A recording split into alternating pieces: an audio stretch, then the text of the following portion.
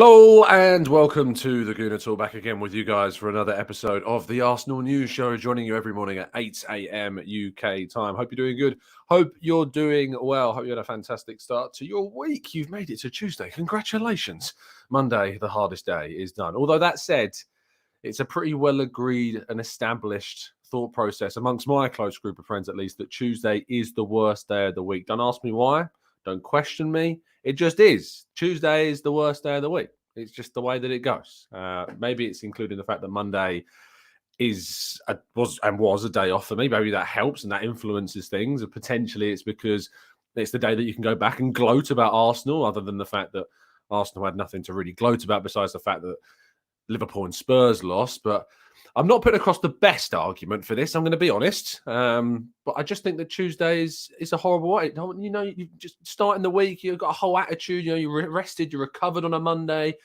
Monday's kind of taking it out of you, and you still got a whole week to go. So I think Tuesday, rightly, is the worst day of the week. Anyway, we're going off on too much of a tangent. I'm going to get started getting comments going, why do you always take so long to do the start of the show?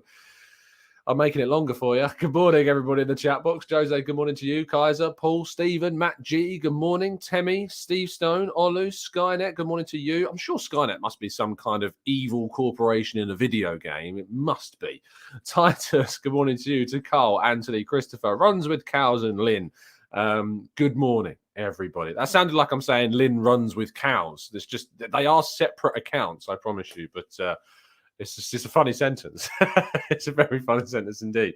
Good morning, everybody in the chats. I hope you're doing good. I hope you're doing well. Drop a like on the video. Subscribe if you're new. And check out our brand new prize, which is a very good one. A signed Bukayo Saka 2022-23 Arsenal home shirt.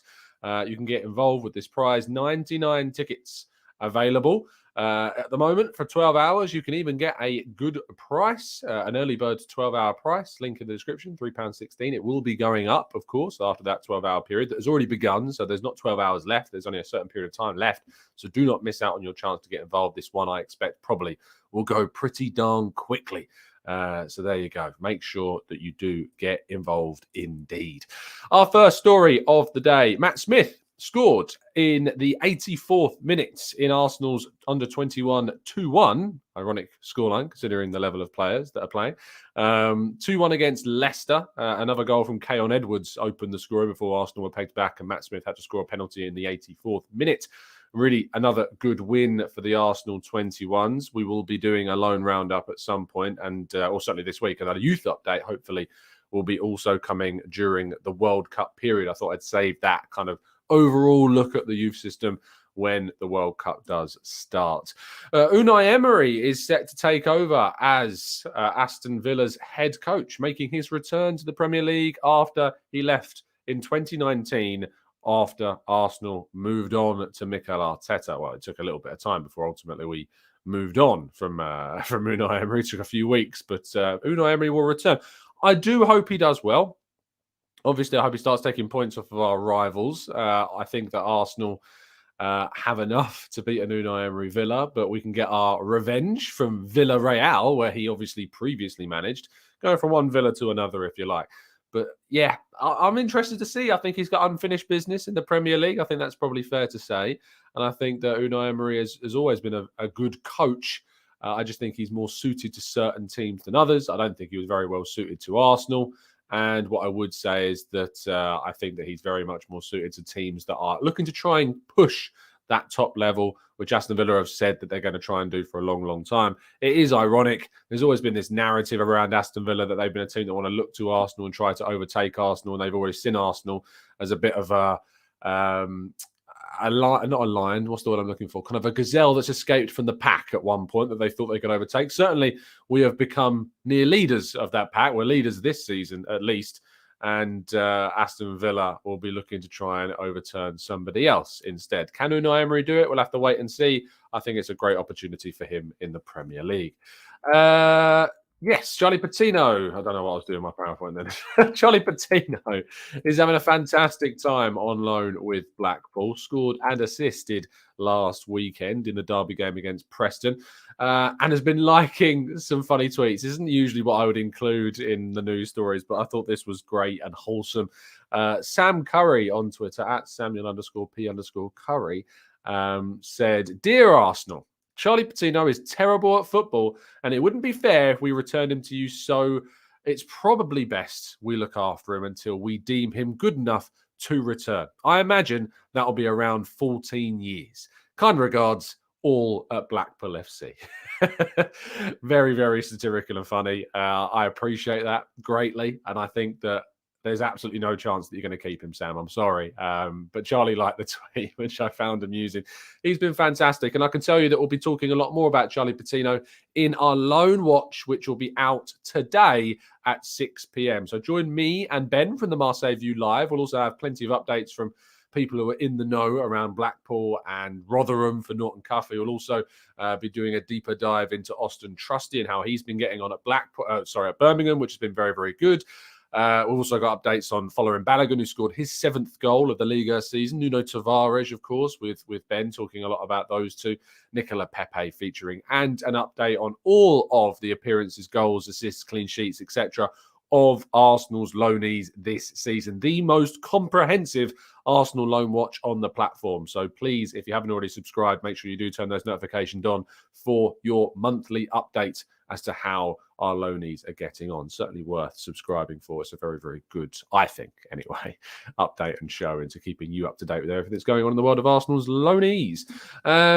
Premier League Christmas chaos. I am a little bit frustrated by this. I'm going to be very, very honest about this. It's selfish.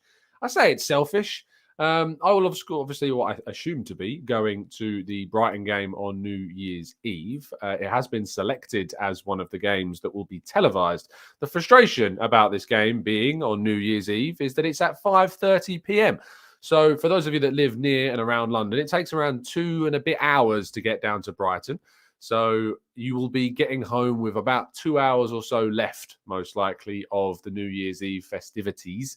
It's a frustration for Arsenal fans, but I think even more of a frustration for Arsenal fans is that the Boxing Day clash between Arsenal and West Ham at the Emirates has been moved to 8 o'clock in the evening, which is obviously a frustration because people travelling from outside of London, it's very difficult on Boxing Day to get, lengthy transportation links. It could cost people the opportunity to go to the game. Similar could be said again for the New Year's Eve game, trying to get back from Brighton. So a lot of people, I imagine, will start driving to that game.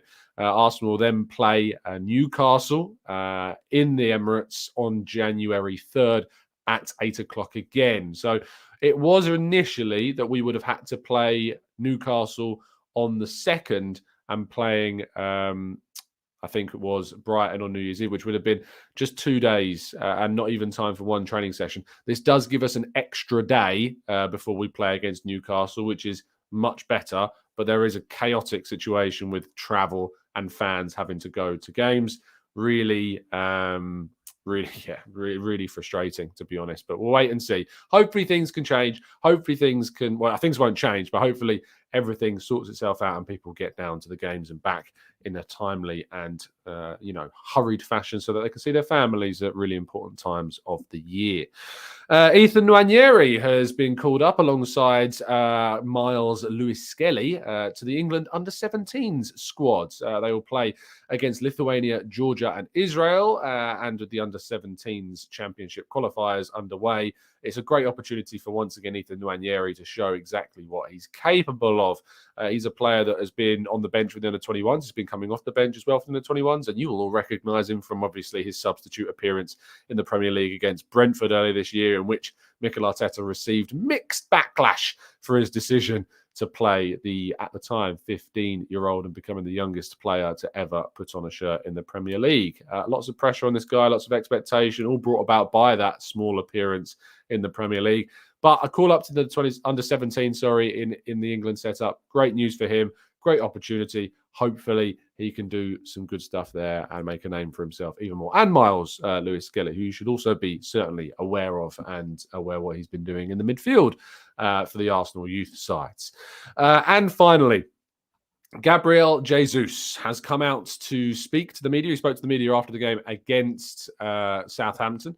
He come out and promised about his goal record and addressed it. He says, I don't know. I really don't know if I can, when he was asked about why he's not scoring. If I know, I can tell you. But the only thing I can do is keep trying, keep fighting, keep improving. Like I said, I'm here to score goals. I'm here to help the team with goals. I understand that. Of course, the goals are coming back soon. He was asked actually what it was kind of like in the dressing room. He said everyone is a little bit upset because we know we could win the game and get the 3 points today. I think they played good, but we were better than them. We give them a lot of easy balls. And then, like I said, we don't score the goals with the chances we create. Now is the time. You know, everyone is going to be talking about us, about our performance. I just want to say to the team to be calm. We are going to come back strong, play our football like we started the season, and everything is coming back to normal. If you could will something into existence, Gabriel Jesus is certainly trying to do that. He missed some very high-profile chances, we know, against Southampton. I wouldn't be necessarily surprised to see him play against PSV. It might be an opportunity for him to get his scoring boots back on before we play Nottingham Forest the weekend. I think we need to go relatively strong against PSV to try and secure that top spot so that we've got a completely clear week ahead of Chelsea. We've got the game against Zurich, but if it's a dead rubber, you just play the kids. And I genuinely mean the kids. And then the likes of Rob Holding, Cedric, Vieira, Nelson, Marquinhos, and Ketia, along with some players like Matt Smith, for instance. I think that potentially you could bring Rule Waters into things as well. You know, there's options, I think, for Arsenal to use a very, very, very second string side that effectively could even be a bit of I guess a bit of a practice run for the Brighton game. I don't really want to see too many of our first team players playing in the Brighton game either in the Carabao Cup. It's not a competition that I think this season should be anywhere near the top of our priorities at all. So I think we should be going fairly strong against PSV. Smash Forest. I mean, whatever happens against Zurich in that dead rubber doesn't matter. Just throw all the kids in for all I care about. And then we go very, very strong against Chelsea and try and get a result at Stamford Bridge. I think that's the way in which we should do it. And then we've got another a few days before we then play Wolves. So, yes, I think that's the way in which we need to do it. We'll have a preview show for you tomorrow at 6 p.m. So do make sure you're tuning in for the PSV preview show as well. I should say that he's absolutely right about the players being upset. Myself and my colleague, my contemporary, Simon Collins from the Evening Standard, stood in the mix zone after the game against Southampton, and no Arsenal players came to speak. Unfortunately, they were very down, upset, frustrated, understandably so. Frustrating for us because obviously it's good to get a few words with some of the players after the game, but nothing. And part of me does understand they're frustrated and don't particularly want to do more interviews after Ben White and Jesus and Erdegaard had, I think, done others as well. So yeah, it's a shame, but hopefully we can get them back in a good spirit and good mood, and they'll be speaking after the game the next one will be Chelsea that I'll be going to because the Premier League home games I'll be covering from this very comfortable office here. So lovely stuff. Anyway, that brings us to an end of this section of the show. We're going to be moving to your questions in part 2. I really want to try and get some more focus on and ultimately what we need to see regarding, I want to see some questions around, because what I've felt like started to happen is that we see the same questions asked every show. So if you tune in every morning, try and think back to the questions that have been asked in some of the previous shows, and then we can tackle some really kind of hard-hitting different ones in the film. I know that I'm being critical. I know that I'm asking a lot. But if you could, that would be absolutely wonderful. But what would be great is also if you could remain safe and secure online. And you can do that with NordVPN. NordVPN have been very kind to sponsor us for the next... they sponsored us last week. They're sponsoring us this week. And I've used them. I've used them to my great credit and benefit. I was able to use it whilst I was away or halfway around the world in Mauritius, sipping a nice cocktail, of course, although there was plenty of glasses of wine as well, of which I can guarantee you there's no problem. We've given up.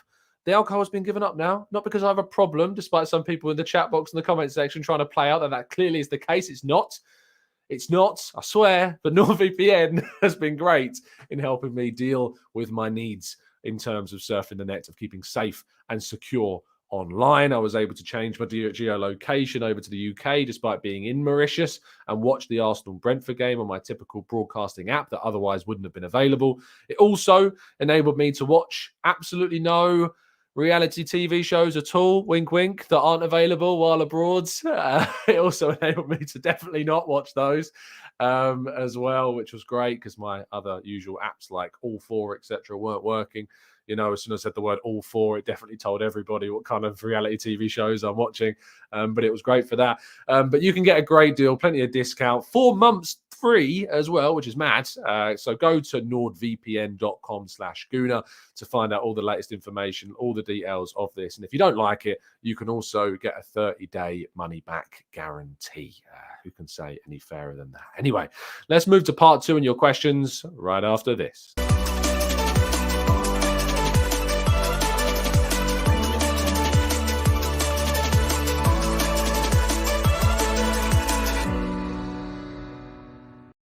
Okay, I set you guys the challenge in the chat box to come up with some inventive questions. So let's see how we've responded. You know, you're always challenging me with questions. Why can't I challenge you to improve them? Let's go.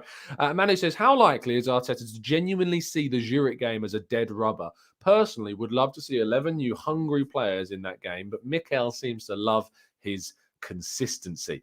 I think there's a great chance, personally, for him to see it as a dead rubber. I also think that he'll see it as an opportunity to use some of the young players that he otherwise hasn't given a chance to. I also think that he's felt a need to really force some players into the team at times, like Fabio Vieira, for instance. So I think Fabio Vieira will get an opportunity to use this game. Didn't get a pre-season. Cedric, who he wants to give minutes to, and Ketia, he can give another start to. Marquinhos, he can give more minutes to. So, yeah, I think there's opportunities, certainly, for Arsenal to use this game to their benefit.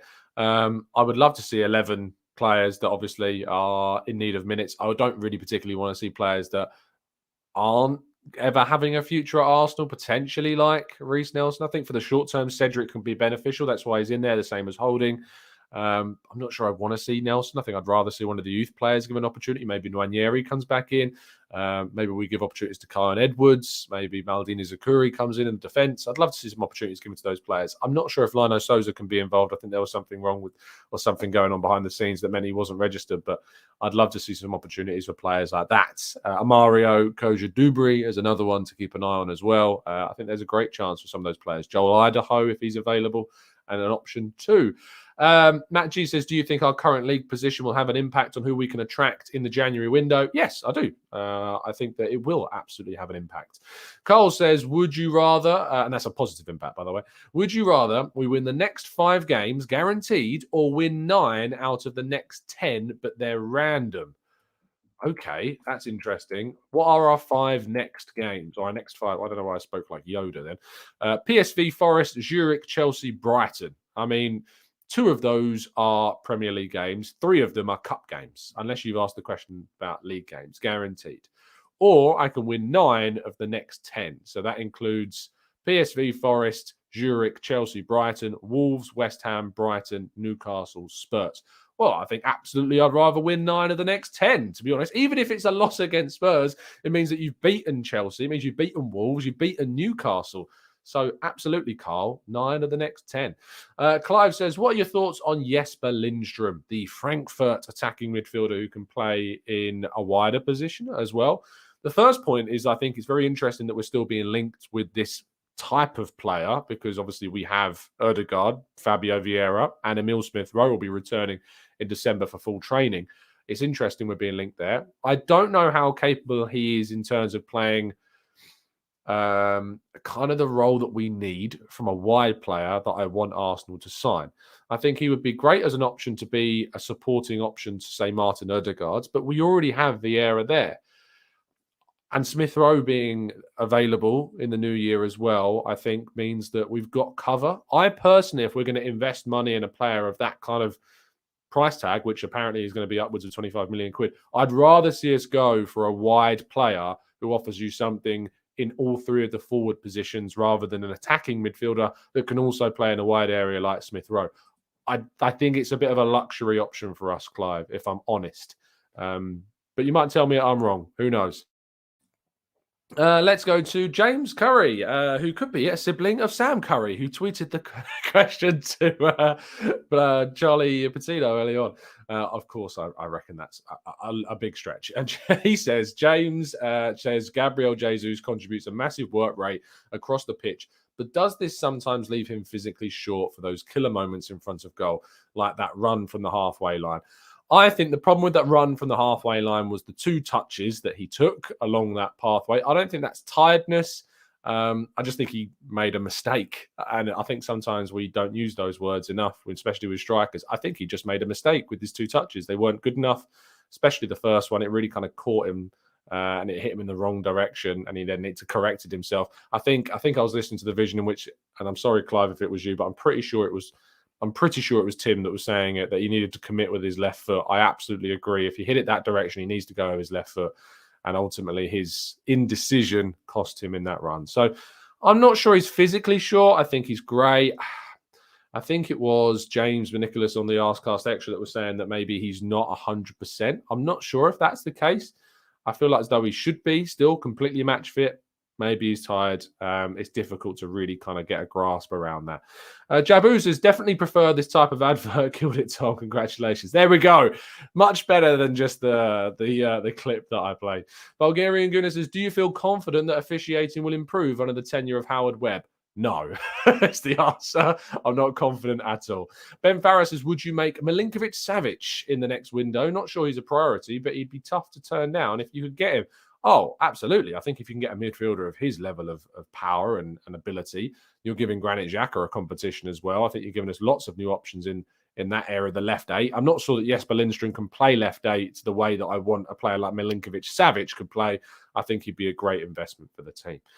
Let's go to Nikolai says, great service, NordVPN. I use it all the time. There you go. Endorsement from Nikolai in the chat box. Let's go to Cam, who says, do you agree all the Premier League refs should be lined up? And no, I don't think they should, Cam. That's ridiculous. I think that they should absolutely be held accountable for their actions. But as soon as you start going into violence, Cam, that's just wrong.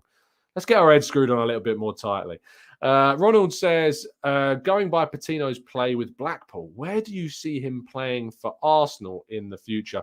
I think I see him in the Xhaka role right now. I think that's where I kind of see him. I think that potentially he could play where Partey is. I think he's got the versatility to.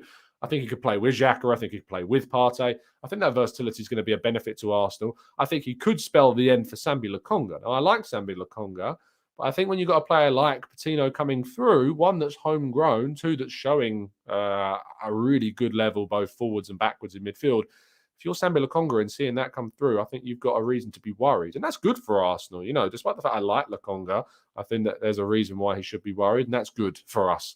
So, yes. Dr. Bombay says, do you think that we should be promoting under 21 players into the senior team against PSV? Because the players that came on against Southampton didn't look too inspiring.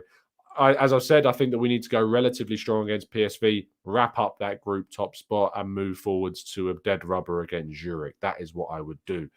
Mohammed says, hi, Tom. Do you agree with me that Trossard is the type of Jota style you talked about? I don't 100% agree because I'm not sure that Trossard is the type I would play as a centre forward if we needed one. However, I do think that for a free transfer, which I think he's available for in the summer, it would be a good option to, say, replace a Reece Nelson in the squad. A great upgrade on him, a brilliant upgrade on him, in fact. I think would offer us plenty. I would then question what that means for Emile Smith-Rowe. I would personally prefer Arsenal go for a player who can play more effectively across each of the three front positions. I don't think Trossard can do the centre-forward role quite like Jota can for Liverpool, so I would target somebody else instead. Who that is, I would need to do a lot more research, though.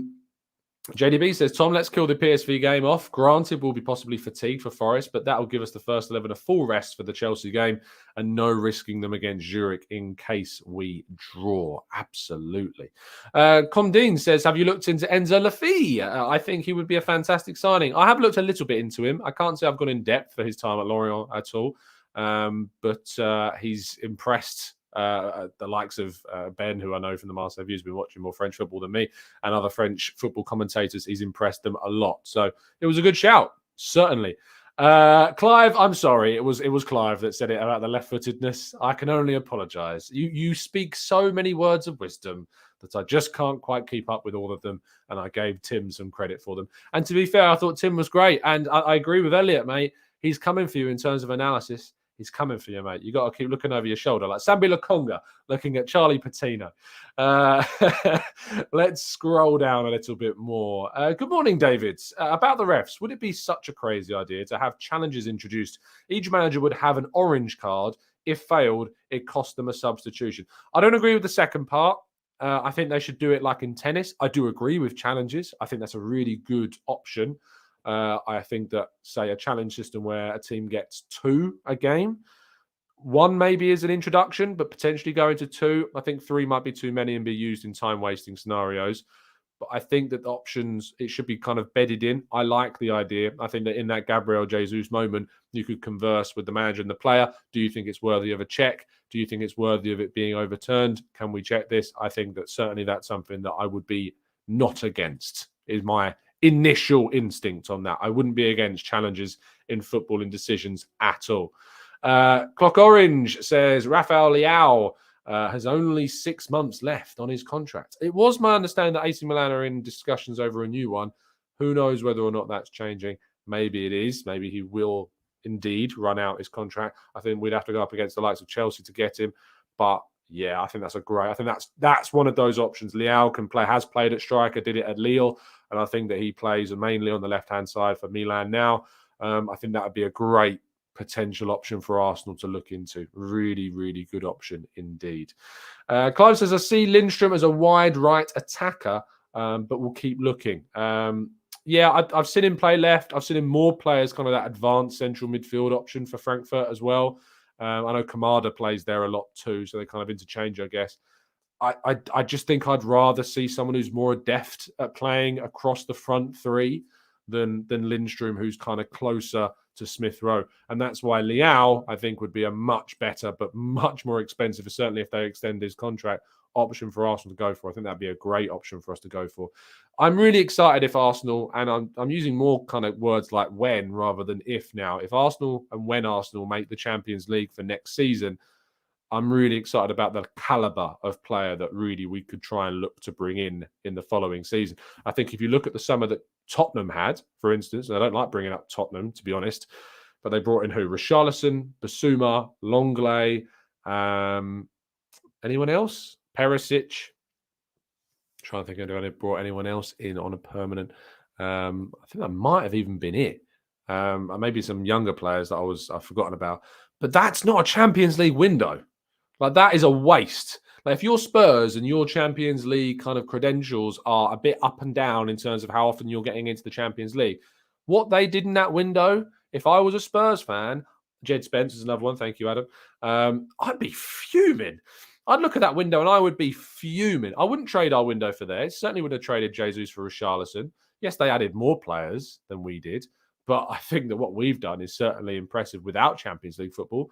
I'd be fuming if that was us. And we did that in a Champions League window. You know, that's ridiculously poor from them. I think that they've added players. I mean, if you think about it, Jed Spence doesn't start for them. Basuma hasn't been starting for them. You know, he's only come into the team because they lost Kulusevski.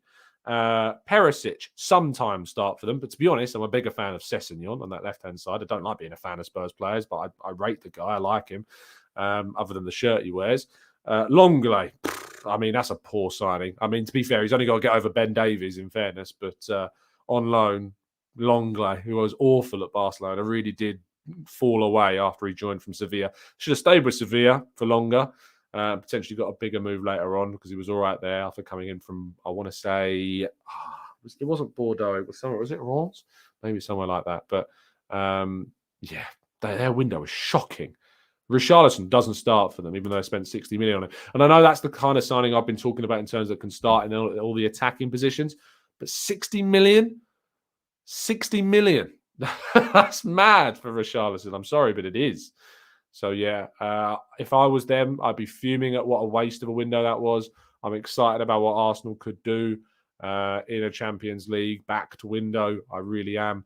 And I'm hoping that we can really take it to, I say we're taking it to the league this season, but I think next season with the reinforcement that's possible, and a January window as well, that I'm hoping to see some certain quality added to, that we can really take it to the league as well next year as well.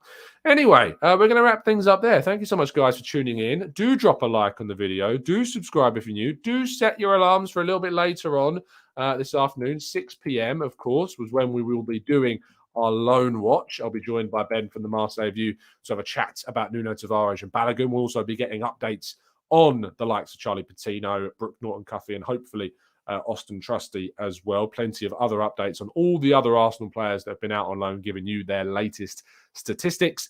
The most comprehensive Arsenal loan piece of content you can find on the platform. So looking forward to bringing you all of that at 6 p.m. this evening. Look forward to that indeed. Have a fantastic day, people. I will see you again very, very soon. Go check out nordvpn.com/Gooner. You can make sure that you get all of your extra details there, and the Bukayo Saka signed shirt as well.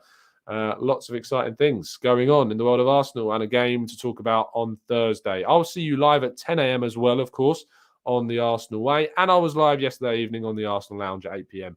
as well.